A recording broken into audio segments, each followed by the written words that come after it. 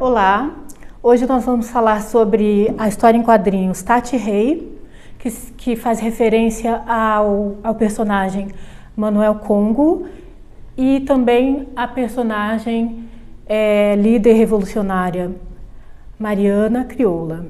Trata-se de um fato histórico. A rebelião, ela realmente aconteceu e foi planejada por Manuel Congo, Mariana Crioula, e contou com o envolvimento de mais ou menos 200 pessoas que estavam naquele momento escravizadas. E o local onde aconteceu foi a Serra Fluminense, em Pati do Alferes.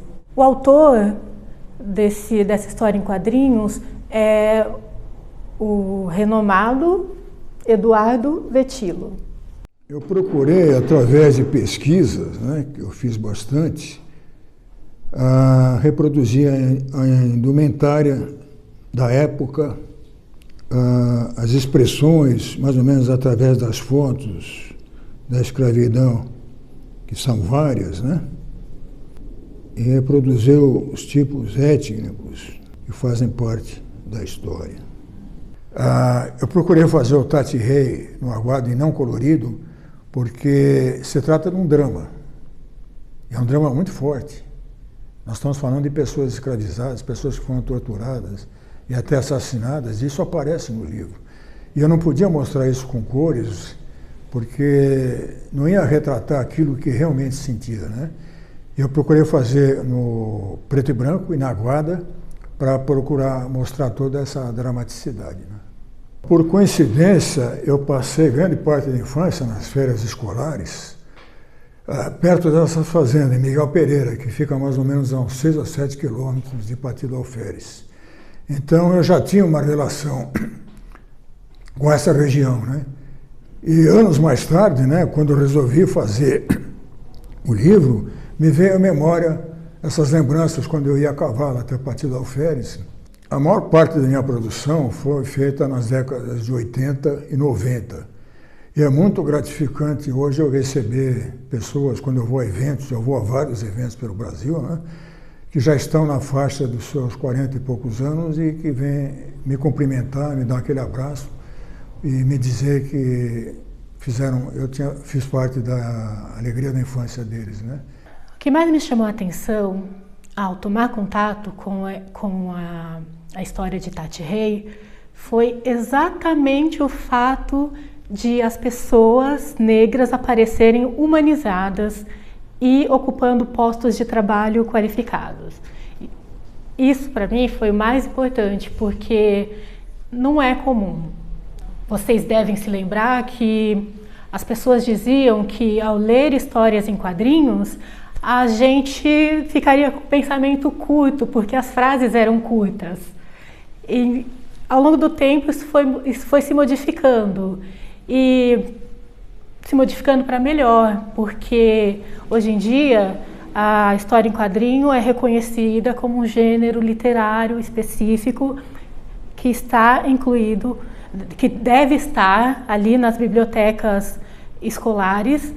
E, além disso, ela tem uma questão muito importante, porque ela muitas vezes foi, no passado, e é a porta de entrada para a formação de novos e novas leitoras. Em primeiro lugar, a gente deve prestar atenção na imagem e deixar um pouco o texto de lado, porque quando você não faz essa diferenciação a princípio, você perde muito, porque o texto tende a direcionar o nosso olhar em relação à imagem. É estratégico fazer a leitura de imagem, depois fazer a leitura do texto e confrontar com a imagem. Se eles se casam, se existe alguma dissonância entre texto verbal e imagem.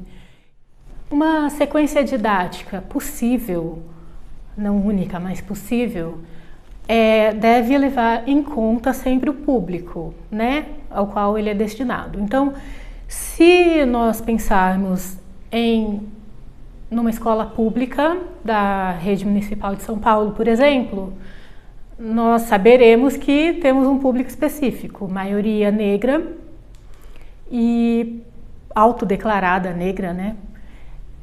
E pobre, residente das periferias, de modo geral. Eu começaria com um rap.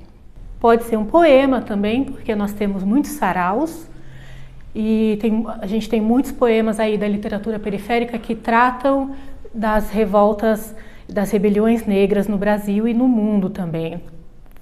Nós temos cordéis que falam sobre isso e feito por pessoas que estão aí, sabe, no mundo, elas circulam. O mais importante numa sequência pedagógica não é o fim, são os meios. Como fazemos? Qual a trajetória que percorremos?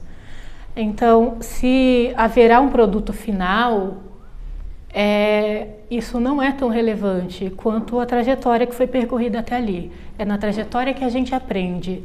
Em geral, as escolas tendem a focar no produto final e os próprios alunos, as alunas também esperam um produto final. Mas ele não é necessário, porque a gente aprende no processo, no caminho. Se a gente pensar numa forma interessante de finalizar, pensando em multiplicar o conhecimento. Então, aprendemos algo sobre essa história, a história do Brasil, a história em quadrinhos, a literatura. Então, vamos pensar em maneiras de multiplicar o conhecimento. Pode ser através de murais, que são as coisas mais comuns na escola, varal, com textos e imagens e poemas. Tati Rei é uma personagem muito importante na sala de aula, porque até agora nós temos visto um único herói negro sendo exaltado, que é Zumbi dos Palmares. Temos alguns outros, mas só Zumbi é que tem uma data, né, em que se celebra a sua luta. Então, trazer mais personagens negros, revolucionários, para a cena ali da sala de aula, fortalece a autoestima das pessoas negras, que não mais passam a se pensar como um povo descendente de escravos.